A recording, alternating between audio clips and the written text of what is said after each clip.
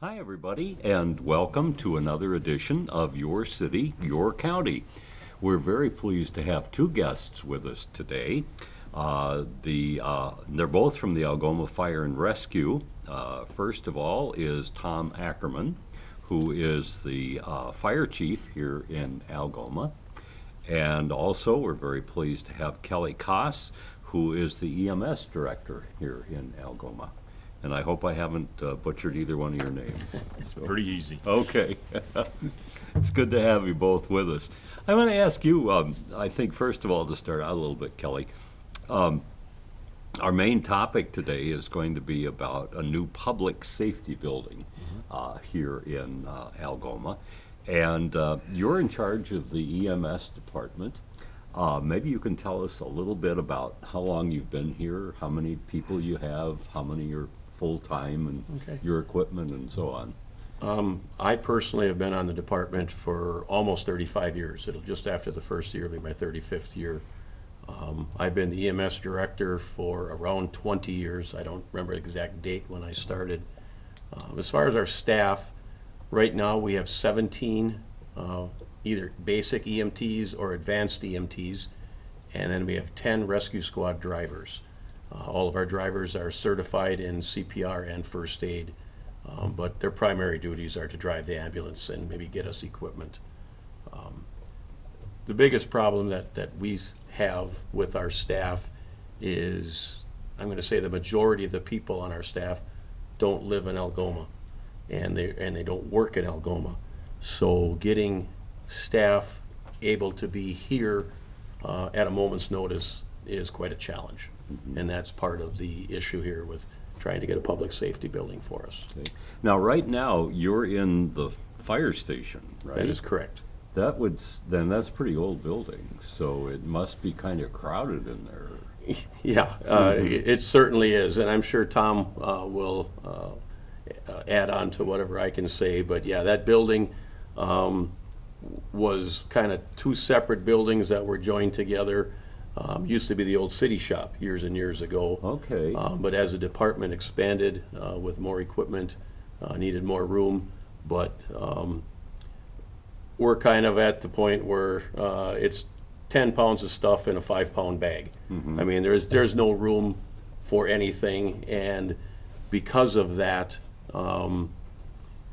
we're doing the best we can, both fire and rescue, but it's just stuffed, and we can't have the equipment and the things that we need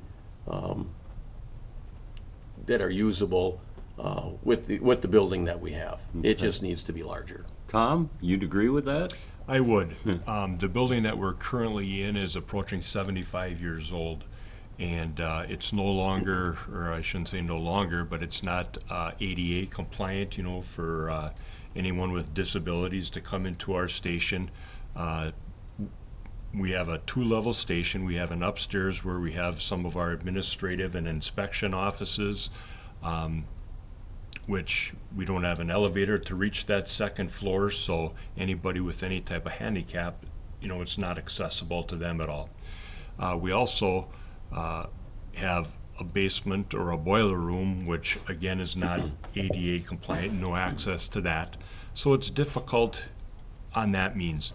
That being said, with a 75-year-old station, back in the day when it was built, the size of apparatus was much different than what it is today. And that restricts us greatly as to what we can purchase for future needs of the department. Is just the size of the apparatus in today's world is much larger and literally does not fit within our station. We can't get in the doorways with newer pieces of apparatus just because of the size. So those are some of the concerns that we have, along with, as Kelly mentioned, just space. In the near future, we're going to be coming out with some photographs that we had taken within the station and show some of our space needs.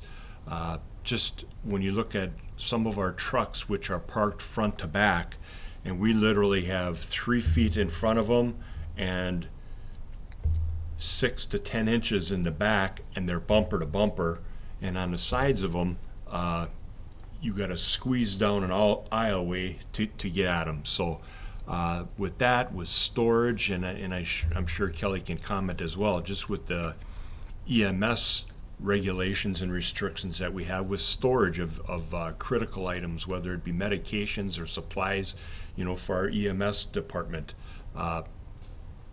We just don't have adequate space to be able to control all these things as they need to be. And if one of your fire trucks doesn't start, the other one's not going to move either. Right, and we are in a situation, especially with our rural townships, where we provide fire protection. If that first truck does not start, we don't get out of the station with the second one to be able to accommodate. And it's similar with our EMS group, because our ambulances, which we have 2 of, are parked front to back, and again, limited, because if that front one doesn't start, we don't leave the station. Yeah, So that's got to be kind of scary. it is. Yeah. How many employees do you have in the fire department? On the fire department right now, we have 28 active members, which is down considerably from what our staffing should be. We have 10 openings right now. So as Kelly had mentioned earlier, because people are not necessarily living in Algoma that are working in here, and it causes staffing issues, especially during the daytime. So, with recent changes in the way that we operate, and with our mutual aid departments, our surrounding mutual aid departments, we try to get by. But, just a recent incident too that we had within the last month with structure fire, paging out. And our first truck typically would leave with 6 individuals on it. And I just happened to be at the station that day and was responding with the call, and we left with only 5 personnel because we didn't have enough to come and fill the truck. So, those are some of the challenges that we're facing. We've made changes to our residency requirements of late to try and alleviate and to promote individuals to join our group, and so hopefully we have some positive return and results from that. Do your personnel, do they sleep in the building, or I didn't mean sleep during No. during office No, hours, but and that's a good question. We're a fully volunteer fire department, where individuals, whether they're responding at the page from their place of employment or home, that's how we are currently structured. And so we don't have any full-time employees that are staying within a shift schedule where they're, on the bigger departments, they're on probably 24 hours or 48 hours and then are off for a period of time. We do not have that. We're pretty much fully volunteer. Are you volunteer yourself? Or Yes, I am. You are? I am. I've been with the department for, it's coming on 37 years. Wow. Be 38 years in March, and I've been chief of the department for the past 15 years. That's great. I'm sure you've seen some changes. Oh, quite a bit. Yeah. Yes. Okay. Kelly, you're part-time too?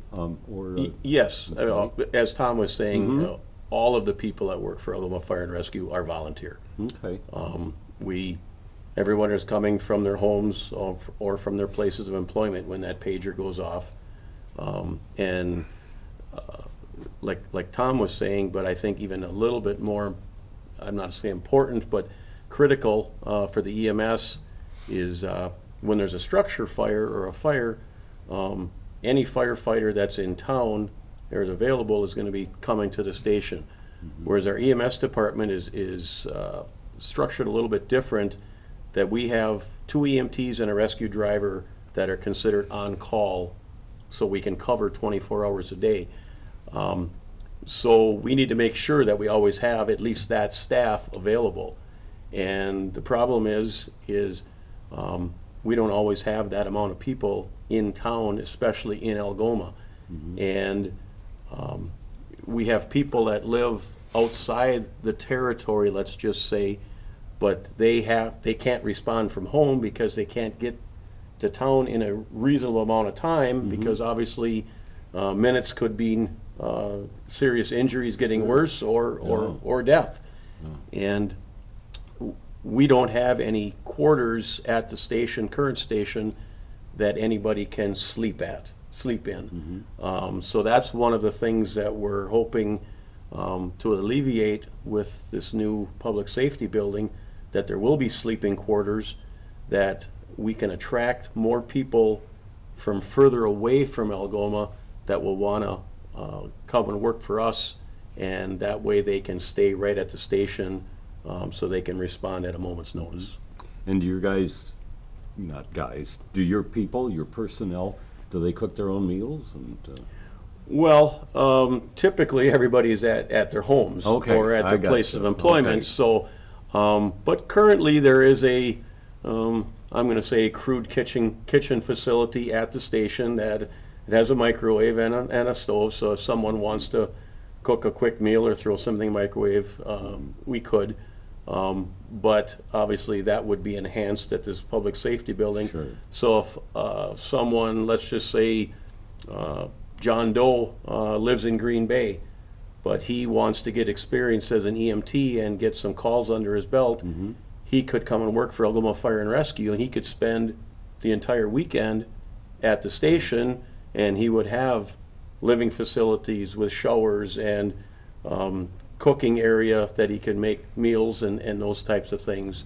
So he could live here for the weekend and be able to respond to calls. what a great opportunity. I never thought of, somebody coming from, like Green Bay or, or somewhere else and getting the training. Right, and what's happening right now is our neighboring departments have those types of facilities. So they do have people that are coming from a long ways away and spending, a shift or two or a weekend and staying right there. Whereas we don't have those facilities, so we can't draw those people in. Yeah. So it makes our staffing much more challenging. From a competitive edge. Correct. Obviously. Yeah, Correct. that's great. Now, both of you obviously have to store things, and I'm sure in your case you have to store medications and all of that. And I'm sure that you have to store other equipment as well. And you certainly have to be stocked in the equipment that would help both of you guys. How is that handled now, and how would that be improved in the future? I'll ask you to start out on that one. Tom. And that is one of the things that that are one of our focus points when looking at this new public safety building. Exactly, that is the lack of storage, and I'm going to say secured storage for much of it. On the fire department side of it, we have records that we need to keep and hold that currently are in a closet, basically a broom closet at the station, and some of those items with HIPAA laws and stuff, we need to keep secured, and we don't have the ability to do it properly right now. And it's the same with the EMS, as you mentioned too, with some of the medications and different things that they need that are critical components to their operations need to be secured. And we just we do the best that we can with the space that we have available to us right now. And in this new public safety, there's going to be areas designed for those critical items that need to be secured. Some of the other things that we also have with on the fire department side of it is just storage of gear. Each member is assigned a set of turnout gear, which is a turnout coat, pants, helmet, gloves, and protective equipment that we use.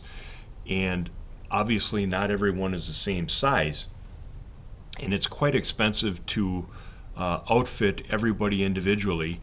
So if somebody leaves the department, we may have a set of turnout gear that we need to store in some area. And so that if a new member comes on, if they fit into that equipment, we can do it with some alterations to try and get it to accommodate. Well, at this point, we have in a basement area, which in this 75-year-old building was an old coal bin. for those of us that are old enough to remember I remember coal bins. coal-fired Yes. boilers in these buildings, and so Yes. we have converted this coal bin into a storage area for some of our turnout gear, some of the records that we need to keep on file. But yeah, it's very challenging. We just don't have the space needs, even for some of the the fuels and chemicals that we use on a regular basis. We don't have proper explosion proof areas to be able to house that properly, and so it's a problem for our employees. The people that are working there that don't have areas that are properly ventilated to house these things, and we put them into an environment that is not as safe as it really needs to be, with all of the today's petroleum-based products, and virtually everything you buy is a petroleum-based product in some means, and it's just it's a toxic environment that we're trying to alleviate and get rid of and a lot of that can be done with this new public safety building. Okay. How about offices? I'm sure obviously you have an office there somewhere. Do you two guys, sit at the same desk, or how does that work That's out? actually kind of funny that you say that and go like that, because we have one office at the station, and like Tom was saying earlier, it's upstairs, so it's not ADA compliant. But it's Tom and I share it, along with the assistant fire chief, the EMS lieutenant, and two other administrative captains, and we're all trying to do work in there, and obviously we have to try to schedule around each other. I mean, numerous days Tom and I go there. We only have one computer, so if I'm on it, he comes, well, I'll be done in an hour, and he'll come back, and vice versa. And as he was saying, with HIPAA laws, there are so many things that are personally protected that you have to have locked up on only a need-to-know basis. And that's quite a challenge also, because obviously with EMS, we're talking an awful lot of personnel things with all the calls. We have to keep these records for a multitude of years, and now we're trying to pile them into this one little office and broom closets and everything else. It's quite a challenge that extra supplies, medical supplies, are jammed in there. One corner is piled right to the ceiling with personal protective gear because of the COVID-19 pandemic that we are going through. We had to, let's just say, stock up on those types of supplies, and there was no place to put them. So now those are jammed in our office also. So it's space needs are the biggest thing. It's just a heck of a challenge. So you fellows would say that this building, which was built probably in about you guys moved, not you guys, but somebody moved in 1946? You think it's in that changed neighborhood, a little in the bit? neighborhood of 1946 to 49, but yeah, it has changed. Yeah. One of the things that we had looked at initially when we went through this process, we met with an engineering firm, and we went through a space needs assessment. And after looking at what we have currently, and they took some of the original blueprints of our station and measured, and the size of our apparatus and the offices. I mean, it was in great detail. And then they took that information back with them and came back with some information to us that was very beneficial. And one of the things I had written down, just some numbers from their report, is the current station, which is a 2-level station, currently has it's like 7,700 square feet of floor space that we operate. And with the changes that to meet the needs for now and into the future, they virtually double the space that that our fire and EMS group needs to function adequately, efficiently, to serve the people of Algoma and the townships now and for a distance into the future. So, there's a lot of forethought that is going into this process as well. It's not, again, not only just to service us today, we're looking into the future, and hopefully this is something that can sustain our organization for 50, 60 years down the road. So it's definitely a long-term project that we're looking at here. And I know people look at houses and selling real estate, people will say, oh, this goes back to the 1980s, or this goes back to, I can tell, by the carpeting that this is a 1970s house Right. or something. Well, you're talking about 1946. Yes. And as we look at things, I think people realize that we wouldn't be still generally working. Here in Algoma, they still are, obviously, but in some areas, you wouldn't be normally working with the school system, where the buildings are older. Right. Obviously, Algoma grade school is, but they keep making changes Right, and upgrades and doing all those things that are necessary. If you talk about 7,000 square feet, your average home might be 2,000, a little over that. So it's about 3 times the size of a house. And you're putting into that building, and you've got 2 stories, you're putting into that building, all your fire trucks and your ambulances, and, I don't see how you do it. Right. I really It is. don't. It is a challenge. It's a daily challenge that we face. Even just the storage of some of the things that we would use on a regular basis. You have to have backup fire hose. So when you come back and you have fire hose that needs to be cleaned and dried, you have to be able to repack a truck, with hose on. So we have to be able to store that, and keep that available. We also do ice and cold water rescue because obviously we're living on the shores of Lake Michigan with a number of lakes and rivers and streams around us, so we're out regularly doing that. So we have to have an area where we can store our equipment for those different types of rescue and fire operations that we get involved to on a regular basis. So, and we just, as we had mentioned, the storage, we a number of years ago, gutted out an old bathroom, and that's basically where we store some of our EMS supplies and all of our cold water rescue, and that's really nothing more than a closet, probably an 8-foot by 8 closet that we try to put this into and do the best that we can.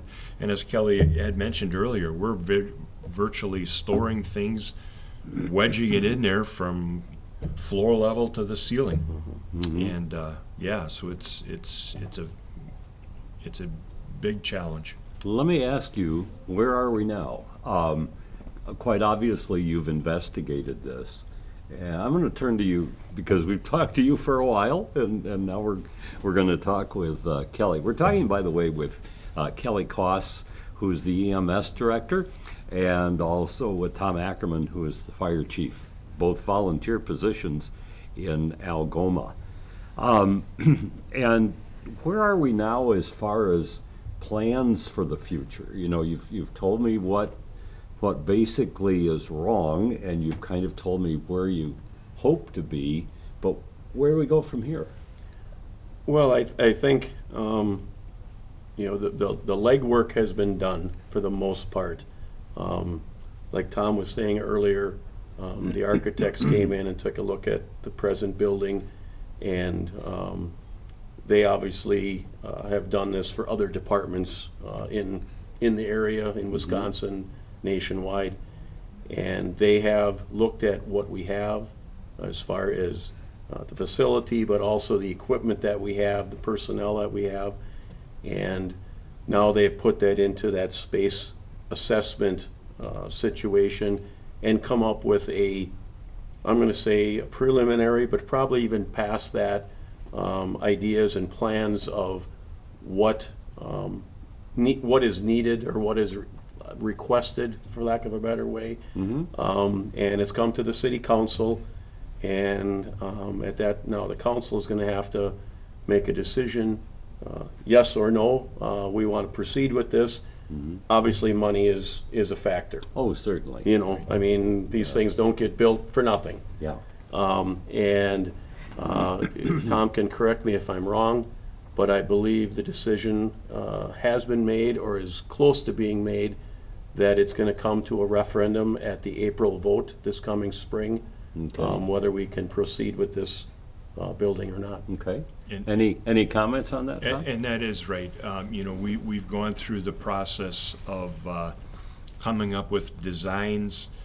They've put together some costing information that was presented to the city council, and I think they liked what they saw and unanimously voted at one of their regular council meetings to move forward with an April of 2022 referendum.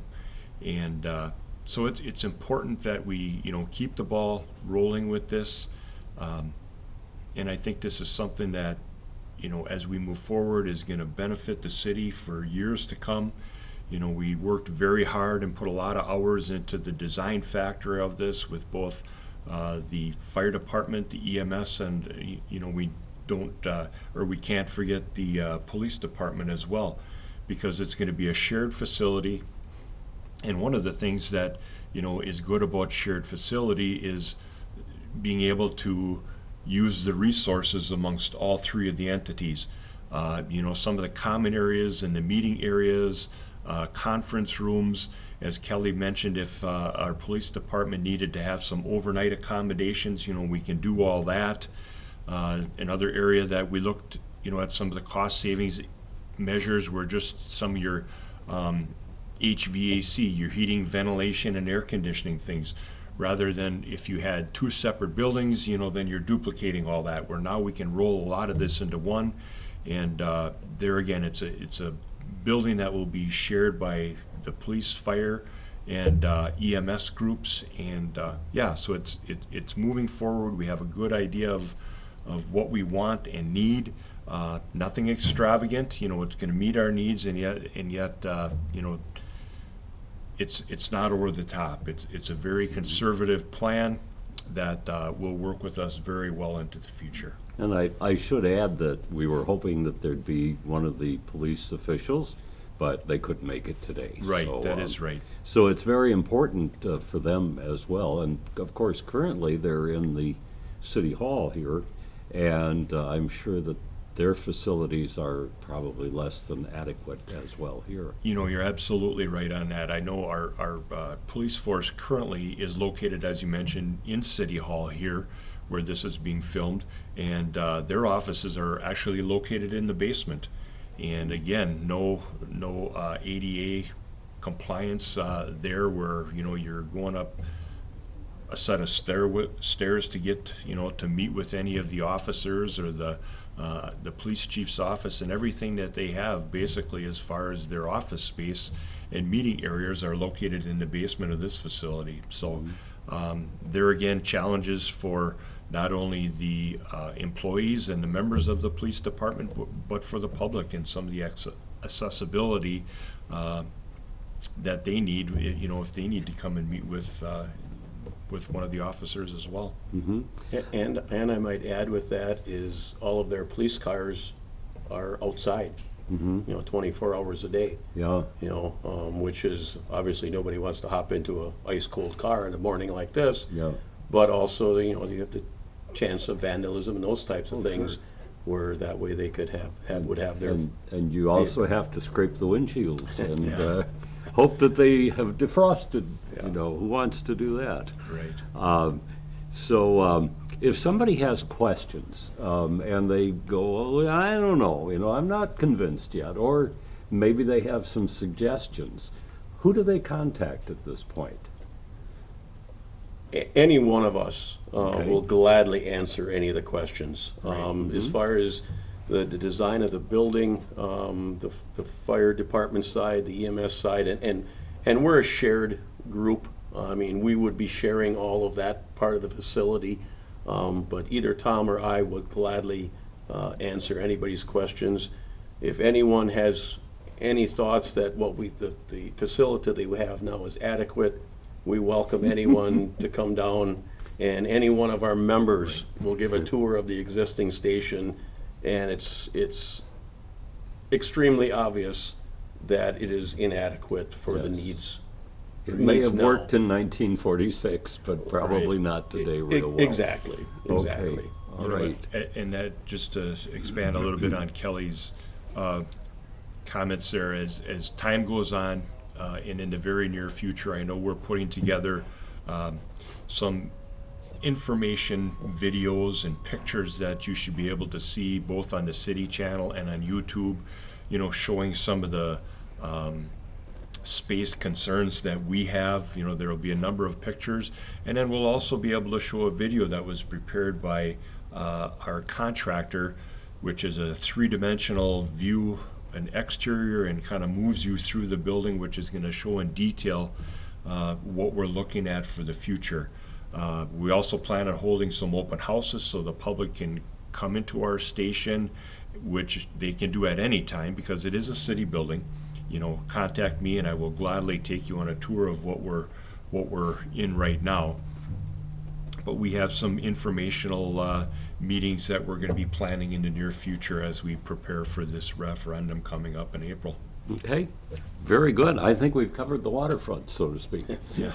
Thank you very much, both of you. We've been speaking with Kelly Koss, who is the EMS director here in Algoma, and Tom Ackerman, who's the fire chief in Algoma. That's going to do it. Thank you so much for joining us today.